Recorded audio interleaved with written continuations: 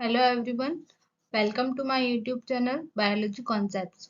Guys, कल इससे पहले वाला जो पार्ट था ब्लड का पार्ट 1, उसके अंदर हमने देखा था कि ब्लड क्या होता है, ब्लड के कंपोनेंट कौन कौन से होते हैं, जिसमें हमने देखा था कि ब्लड के दो कंपोनेंट्स होते हैं, एक होता है ब्लड प्लाज्मा और दूसरा होता है ब्लड कॉर्पसल्स।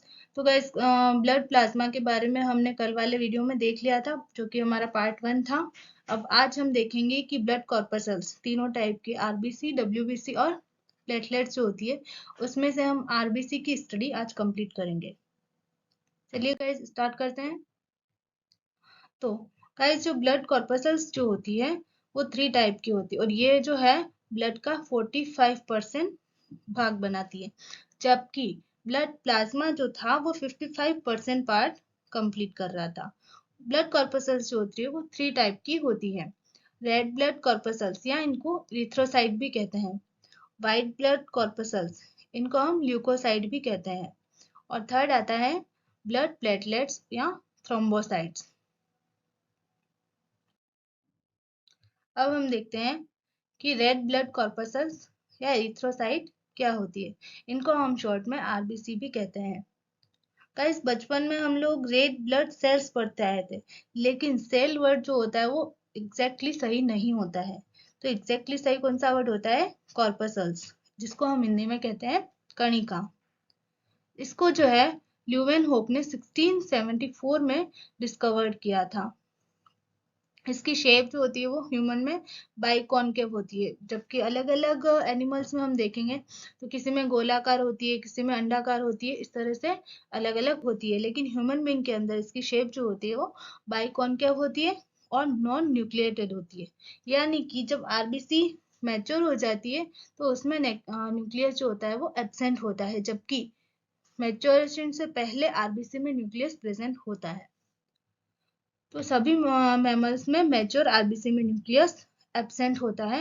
और इसका एक्सेप्शन जो है, एक तो कैमल ऊंट है और दूसरा एक्सेप्शन है इसका लामा, क्योंकि ये मैमल्स ही है, लेकिन इनकी बॉडी के अंदर मैच्योर आरबीसी में भी न्यूक्लियस प्रेजेंट होता है। थर्ड आता है साइज। आरबीसी की जो साइज होती है ह्यूमन बीइंग में 7.5 माइक्रोन होती है, जबकि अलग अलग ऑर्गेनिज्म में अलग अलग होती है। अब नंबर देखें तो मेल के अंदर जो होती है 5.5 मिलियन पर क्यूब ऑफ ब्लड, या फिर अपन अगर लाख में देखना चाहें तो 50 लाख समथिंग।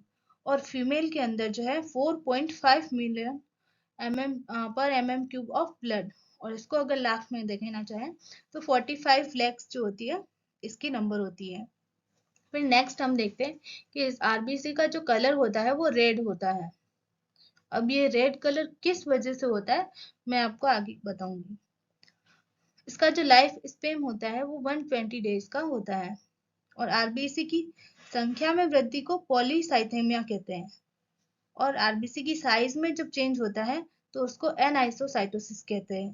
गाइस, यहाँ पे ध्यान देने वाली बात यह है कि अगर नंबर में चेंज हो रहा है तो उसको कहेंगे पॉलीसाइथेमिया, और अगर साइज में चेंज हो रहा है तो उसको कहेंगे एनआइसोसाइटोसिस।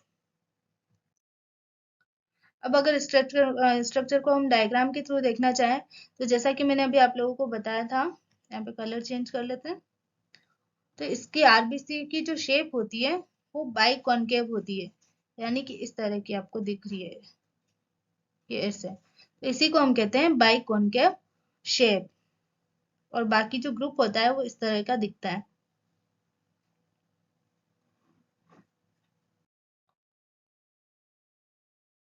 हमारी आरबीसी की साइज जो होती है एफई, यानी कि आयरन की कमी से घट जाती है, और ऐसी आरबीसी को हम कहेंगे माइक्रोसाइट। माइक्रो का मतलब भी वही होता है छोटा, और यहाँ पे आरबीसी की जो साइज है वो घट रही है, इसका मतलब छोटी हो रही है, तो इसीलिए इसको कहेंगे माइक्रोसाइट।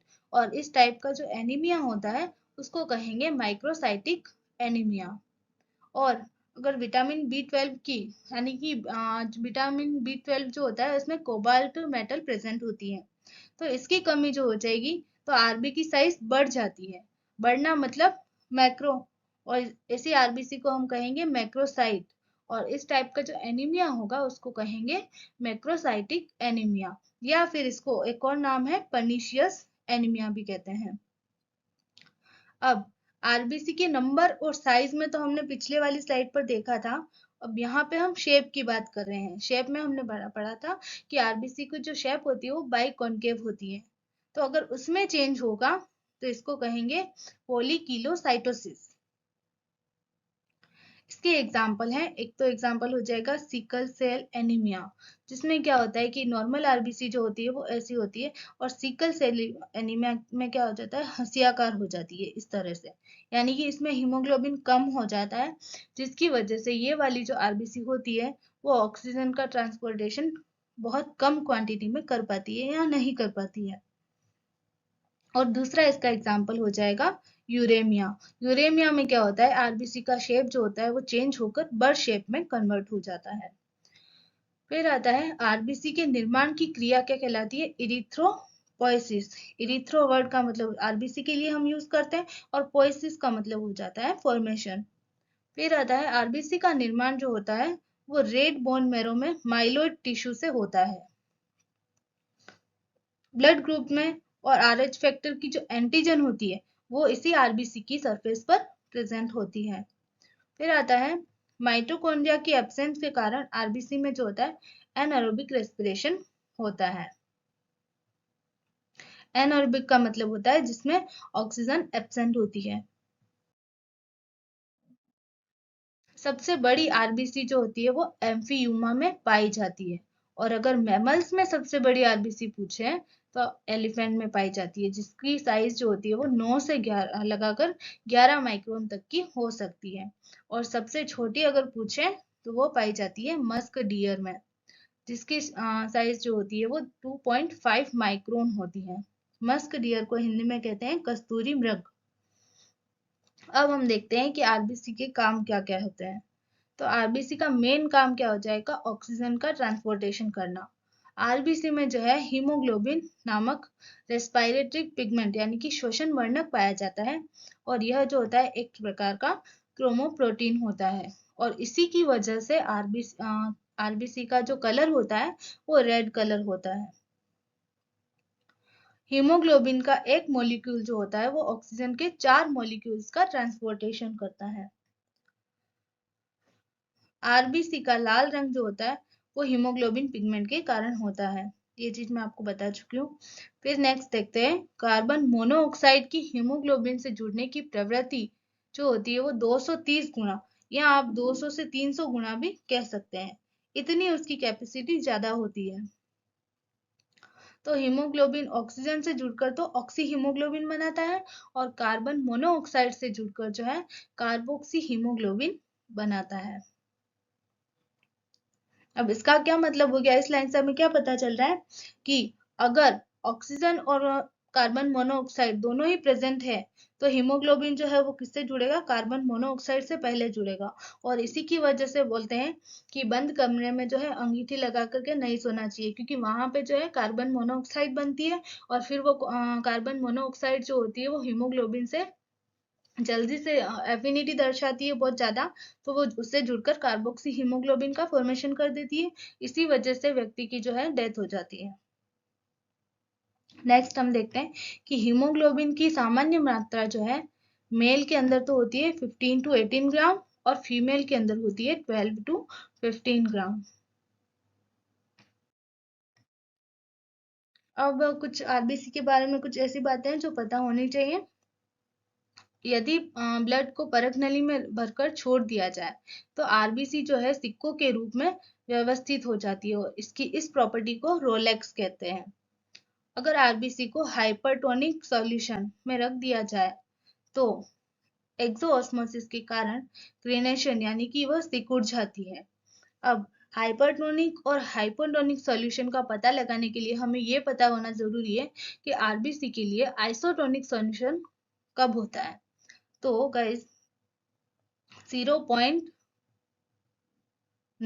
NaCl जो होता है वो आरबीसी के लिए आइसोटोनिक सॉल्यूशन होता है, यानी कि 0.9 से अगर कम हुआ तो वो हाइपोटोनिक कहलाएगा, और 0.9 से ज्यादा हुआ तो वो सॉल्यूशन कैसा होगा, हाइपरटोनिक। और अगर हाइपरटोनिक सॉल्यूशन में रखेंगे तो आरबीसी जो है वो पिचक जाएगी, इसको हम कहेंगे क्रेनेशन। यदि आरबीसी को हाइपोटोनिक सॉल्यूशन में रखते हैं तो क्या होगा कि एंडोऑस्मोसिस होगा। एंडोऑस्मोसिस का मतलब होता है पानी का अंदर से बाहर से अंदर जाना। तो इससे क्या होगा कि आरबीसी फट जाएगी और इस प्रोसेस को हम क्या कहेंगे, हीमोलाइसिस। अब सबसे पहले आरबीसी का निर्माण जो होता है यॉर्क सैक में होता है। ये गाइस यहाँ पे भी ध्यान देने वाली बात है जो कि बहुत इंपॉर्टेंट है। वर्ड पे एक एक वर्ड पे मतलब आंसर बदल रहा है। तो अगर सबसे पहले पूछे तो यहाँ पे यॉर्क सैक लिखेंगे। और एम्ब्रियोनिक डेवलपमेंट के दौरान अगर पूछा जाए कि आरबीसी का निर्माण कहाँ होता है, तो उस टाइम जो है लीवर और स्प्लीन में होता है। और एडल्ट स्टेज में बोन मैरो में होता है। लास्ट वाली स्लाइड पे हमने देखा था कि आरबीसी का फॉर्मेशन जो है रेड बोन मैरो के माइलोइड टिश्यू से होता है। तो वो कौन सी स्टेज में होता है, एडल्ट स्टेज के अंदर ऐसा होता है। हीमोग्लोबिन के निर्माण में 5% तो हीम वाला पार्ट होता है और 95% ग्लोबिन होता है।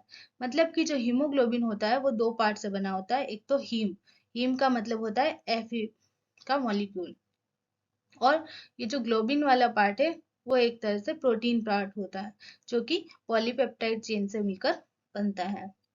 अब हीमोग्लोबिन एफ यानी कि भ्रूण को जो है इंग्लिश में कहते हैं फीटल, तो ये एफ उसी का आया है। तो अगर भ्रूणावस्था वाला हीमोग्लोबिन जो होता है उसकी ऑक्सीजन बाइंडिंग कैपेसिटी सबसे ज्यादा होती है कंपेरेटिवली एडल्ट अवस्था में जो हीमोग्लोबिन पाया जाता है उसकी कंपेयर में।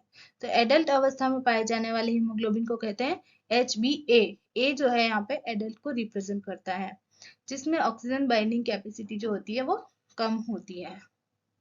अब अगर कहे कि blood bank and graveyard of RBC किसे कहेंगे, तो इन दोनों का आंसर जो होगा वो सेम होगा, स्प्लीन। गाइस हमने ये तो देखा कि आरबीसी में जो न्यूक्लियस होता है वो एब्सेंट होता है और जितनी भी अदर सेल ऑर्गेनेलिस होती है वो भी एब्सेंट होती है। तो इसका क्या फायदा है ये हम देखते हैं। गाइस आरबीसी में जो होता है वो न्यूक्लियस और सेल ऑर्गेनेलिस एब्सेंट होती है, जिसकी वजह से उसमें क्या होता है कि मतलब सेल अगर खाली रहेगी तो उसमें स्पेस ज्यादा होगा, स्पेस ज्यादा होगा तो उसमें हीमोग्लोबिन जो है अधिक मात्रा में आ पाएगा। और अगर हीमोग्लोबिन ज्यादा क्वांटिटी में इसमें प्रेजेंट होगा तो उसकी वजह से क्या होगा कि ये ज्यादा जो है ऑक्सीजन का ट्रांसपोर्टेशन कर पाएगा। तो गाइस आज के लिए इतना ही। नेक्स्ट वीडियो में हम डब्ल्यूबीसी के टाइप्स और इसके बारे में पढ़ेंगे। अगर आपको वीडियो पसंद आया हो तो प्लीज लाइक एंड सब्सक्राइब जरूर करें। Thank you.